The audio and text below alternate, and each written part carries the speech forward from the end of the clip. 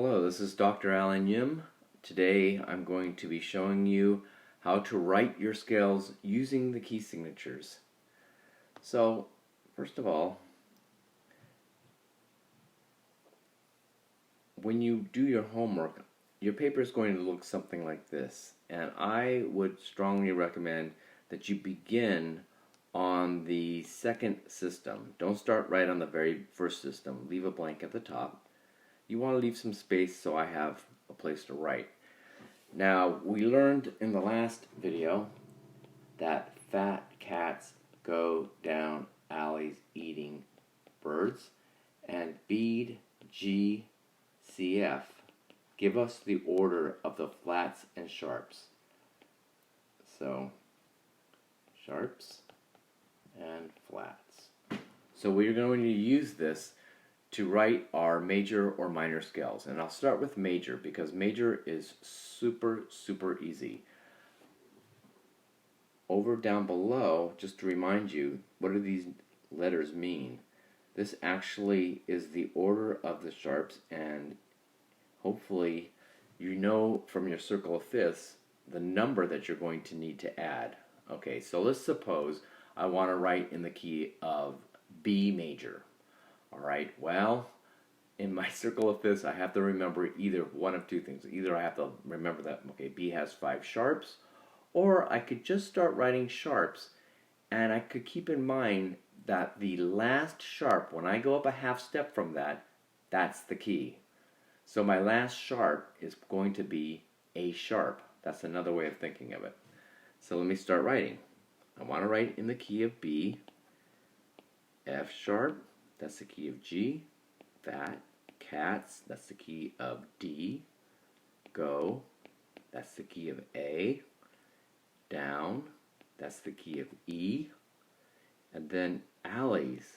Okay, so here, this is when we talked about this. To find the key, we go up a half step, and a half step up from A sharp is B. So if you haven't memorized it, you know that you should stop here anyway, because half step up from the last sharp is the key. So there it is. That's the key of B. Now, we're going to write the notes. And major, it's super easy because all we have to do is write the notes of the scale, starting on B, up to B. So do, re, mi, fa, so, la, ti, do, and you're done. That's it. So here's what it sounds like. Okay, no accidentals, that's it. So this is a B major scale. I'll do one in a minor key, in bass clef, and then we'll move on. So here it is, bass clef. Let's choose a flat key this time. How about the key of, I don't know, D flat. I happen to like the key of D flat. Now, maybe you've memorized it already, that D flat has 5 flats. I hope you're at that level. But if not, remember that the second to the last flat is the key. So let's see what happens here. We're going to write, going in the order, B, G, C, F. B, E, A, D. Okay, so there's that D flat. And we have to write one more, G. Because again, the second to the last flat is the key when you're in a flat key. So we're done, 5 flats. And now I just have to write the pitches in for the scale. So I start on, D, like this, and for our purposes, when we're writing a scale, just go ahead and use whole notes. You don't need to do anything fancy with stems. I prefer that you leave it open. Don't fill in your notes. Try to make them about the same space from each other. That's a little big. Okay. Whoa, that's not good. Okay, so if you make a mistake and it's not so neat, try to make it as neat as you can. Okay, so that's decent. And that's it. So write from do to do. So I think you all know solfege, I hope. Do, re, mi, fa, so, la, ti, and do. I'll be using solfege a lot in this class, so make sure you know the letter names of each note, and as well know the solfege. we use movable do, so you might notice above it's also do, re, mi, fa, sol, la, ti, do. So we don't use absolute, not absolute, but fixed do here in the US. So this could be a little bit confusing. If you learn solfege somewhere else, this may drive you a little bit batty at first, because you can see here that, if you learned it down in South America, the note C is always do. But here, in the first scale, B is do, the first note of the scale. And then the second one sounds like this.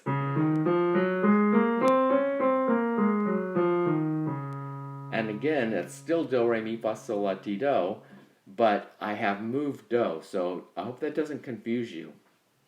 The other thing, we could also use names for these notes. So we call the first scale degree the tonic, and most of you know this. The most important ones to know are the tonic and the dominant. These are the most important pitches in the scale.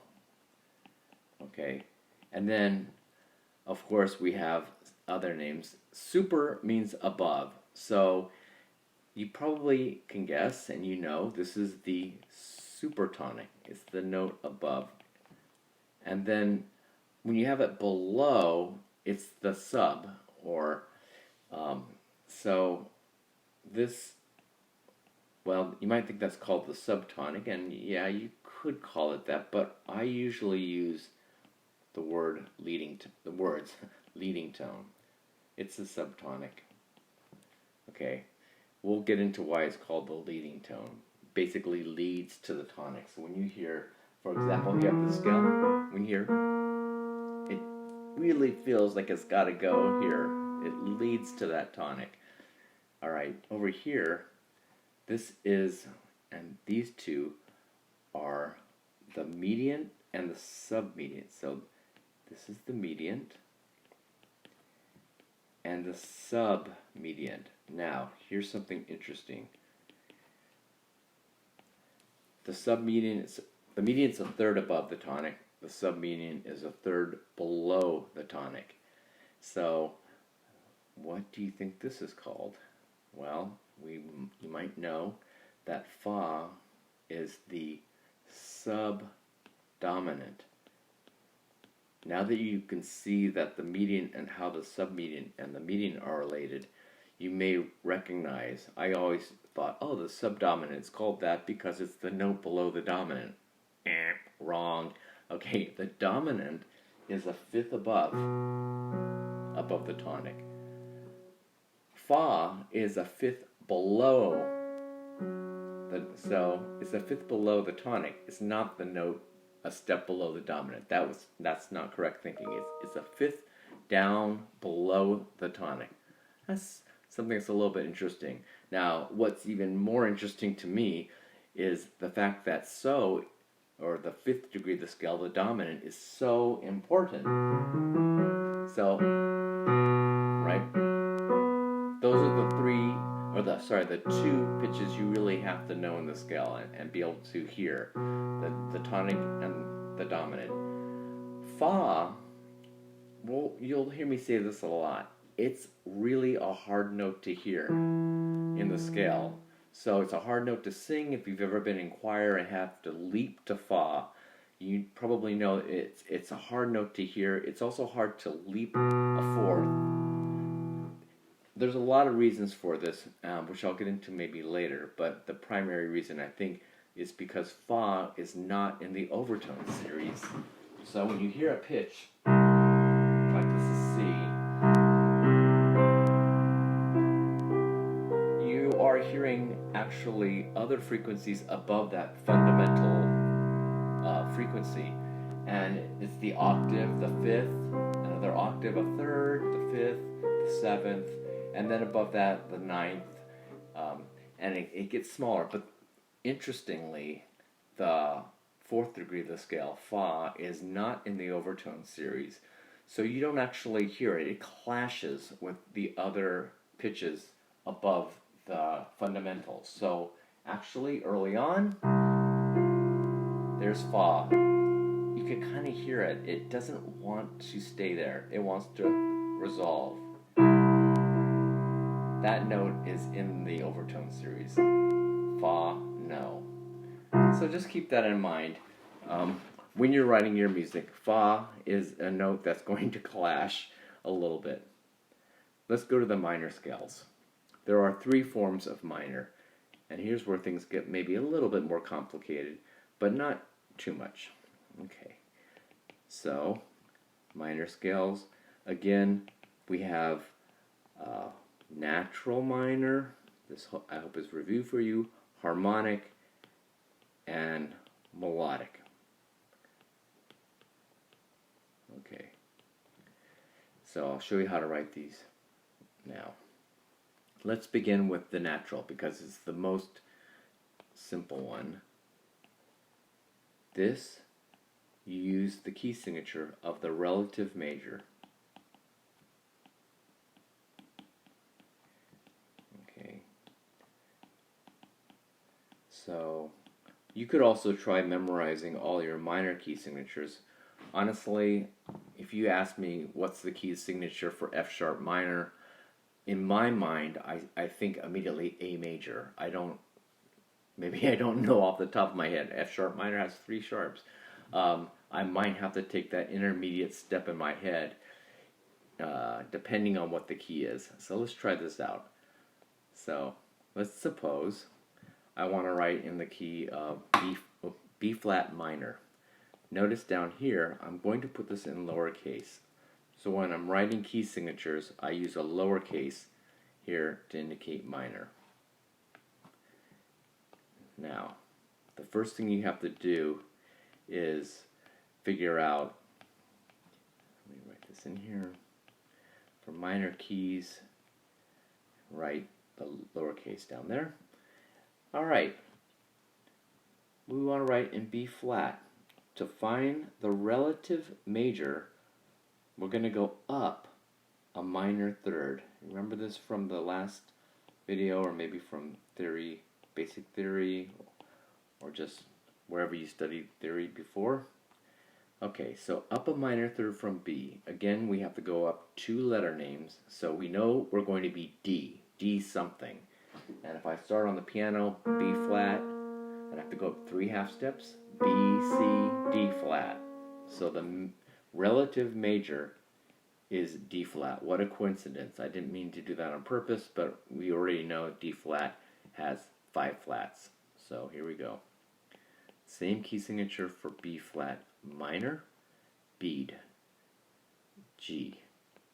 There we go. So there's the key signature for B flat minor. Now I'll simply write the scale starting on B flat. So when you write a natural minor scale, you don't need to do anything. You just write the notes and you're done. So you might say to yourself, well, hey, if I know the major scale, I can write the natural minor scale, right? Because it's simply la to la. In the, if you look above here, here's D flat major. Do, mi, fa, sol, la, ti, do. All I have to do the natural minor is start on la. La, ti, do, re, mi, fa, sol, la. In this case, you could really see how they're related. They're exactly the same notes. The only difference is the note you're starting on. Now, those of you who learn fixed do, you're going to hate me when I do this, because here's the solfege for this scale. Do, re, mi. Alright? Fa, so, la, te, do. Okay, yikes, right? What is this me, la, te business? Well, if you're taking sight singing, you're going to learn that when you lower a note half step from the major scale, the solfege changes. So mi becomes me, la becomes le, and ti becomes te. So these 3 notes, the mediant, the submediant, and the leading tone, the third degree, the sixth degree, the seventh degree, mi, lay, ti, however you want to name it, they all get lowered a half step. So, but look at the scale. I'm not writing the major key signature and then lowering it. No, I am using the relative key. So I'm writing the key signature for the relative major, and then I'm writing the scale without accidentals. So make sure when you write your minor scales, this is where you start. Don't start with the major key signature.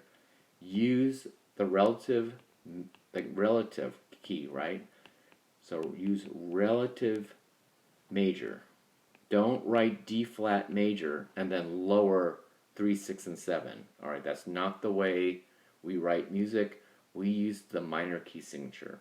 And the only reason you would ever do that, in other words, write it in D major and then lower it, is if the piece is in D major, is in D flat major, and then maybe momentarily you go into B flat. This does happen, but if your piece is in B flat minor, write it with the relative key signature so you don't get a bunch of extra accidentals.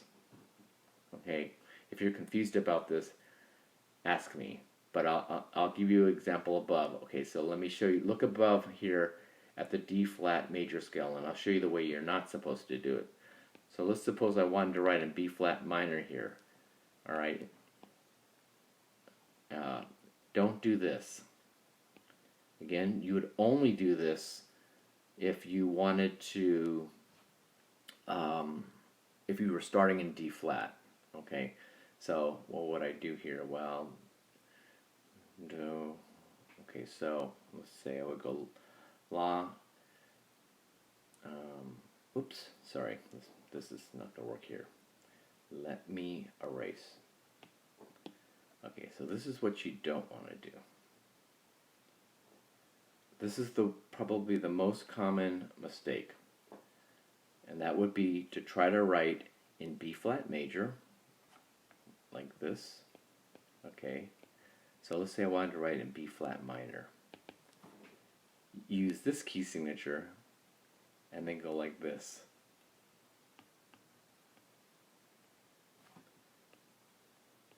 Again, maybe if I skipped something here. Oh yeah, here we go. Okay, so this is, do not write it this way.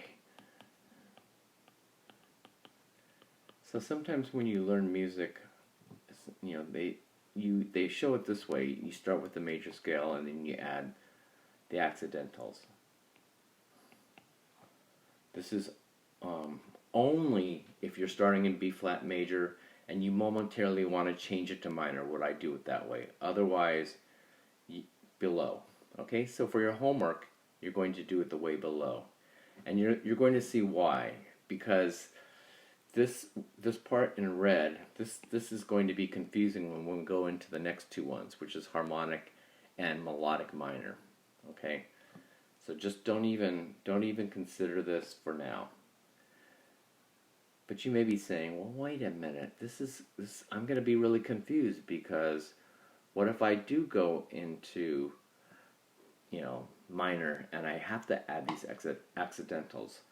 Well, okay, if you need to do that, here's what you should keep in mind.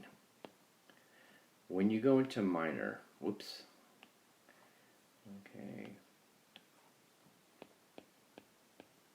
keep in mind, right, minor is major with 3 lowered. Okay, now here I'm calling it 3, the third degree of the scale. Lowered. This is mi, right? Mi to me. And then 6 and 7 vary. This is the part that's a little tricky, all right? The 6th and 7th degree of the scales go up and down. You know, in minor they can be manipulated, But the third degree is always changed. So let me play this in C major so you can hear what it sounds like. Here's C major. Now I'm going to lower the third degree. You can sort of tell that's minor. The top part of it sounds a little bit weird because I'm keeping 6 and 7 the same. But that tonic chord, because it has that lowered third, it's always going to sound like you're in minor, no matter what happens with 6 and 7. Now, 6 and 7, we can play them both lowered for natural, or we can change it around a little bit. Okay, so the next scale, we're going to raise up 7 to make harmonic minor. But let's take a look at what this looks using the minor key signature. All right, let me, I'm going to go up here for now. So I'll rewrite this B flat minor scale. And here it is. Okay, B flat minor scale. Again, don't forget, use the key signature. Looks like this.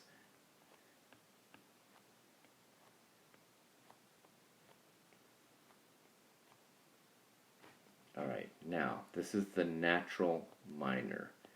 And usually what I do is I will, in the beginning at least, write something like that so you know it's natural.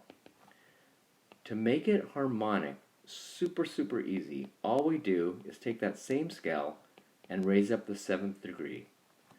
And it doesn't matter if the scale is going up or down, there's only one version, so harmonic looks like this. I'm going to do the same exact scale using the relative major key signature, like so. And now, here's the 7th degree. This is going to be T. So we're going to pretend like this is in major almost, right? This is the same T that we have in major. And it looks like that. Over here, it's te, right? Te, lay, and may. Over here, it's may, lay. So 6 is here. This, and I'm going to put a little bit, oh, sorry, wrong way. So here, we raised up T. So this one here, it's like it's in major.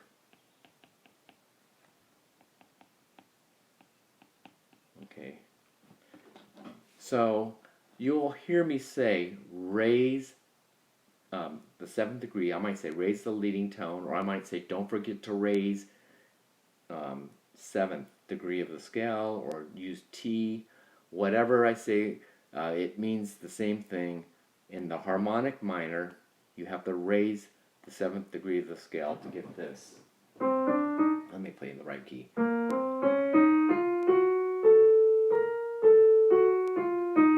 So that harmonic minor has actually a very exotic sounding.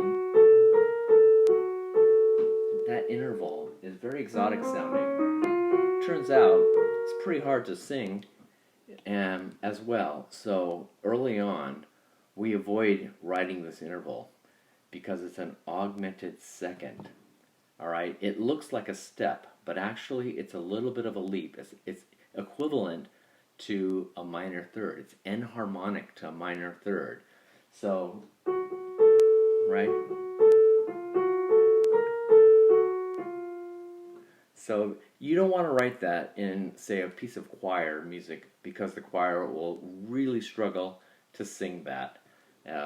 Now, if you want to have something exotic and you're giving it to someone who's more advanced, a soloist, no problem.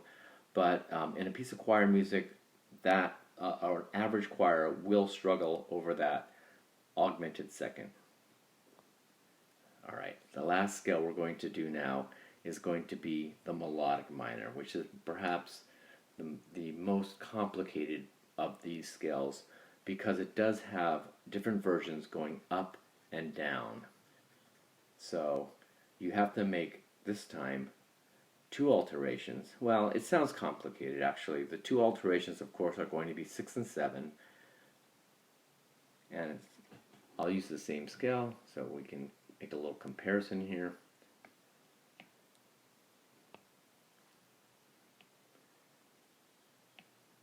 Alright, so same scale. Now, sometimes sometimes it gets a little intimidating to see all these accidentals. Don't be afraid of accidentals. They're actually, if you're a musician, you get used to seeing these, and it just feels, on whatever instrument you play, it comes to be second nature. Okay, so ascending, you have to raise 6 and 7. Alright, so here G flat becomes G natural and A flat becomes A natural. Then descending is the same as natural minor.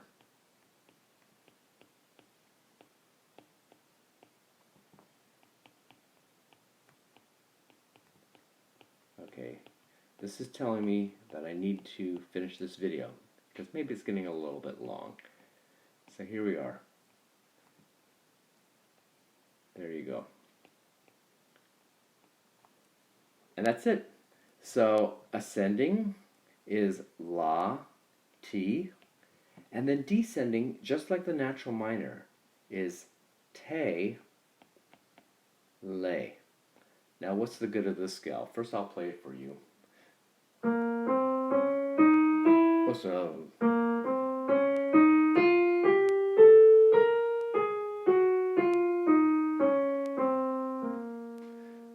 So this scale is really good for singers because singers, when they're going up the scale, tend to sing sharp.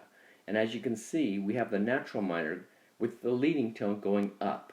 Now going down, the tendency in singing is to go flat. So we have these scale degrees lowered. So one is it helps the singer's natural tendencies. Two, we get rid of this augmented second in harmonic minor. So in this scale, there's only half steps and whole steps, which of course are a lot easier to sing. Now you will see composers use these three versions of minor in many different ways, and sometimes they don't always follow the conventions. So in other words, they might use melodic minor with La, Ti, Do, but they might use it going down the scale as well, or vice versa. They might use the flat version going up. So it's not 100% always easy to determine whether you should use the raised or lowered La, Ti, or Le, Te. You have to just use your ear when you're in minor, but this variation actually makes things a lot more interesting. Okay, I think it's now time for you to go and practice writing some of these scales. Again, when you're writing the minor scales, make sure you use the relative key signature, the relative major key signature. Refer to your circle of fifths. Only add accidentals for the harmonic and melodic minor. If you're writing natural minor or major, there should be no accidentals in your scale. I hope this helps you, and I'll see you at the next video.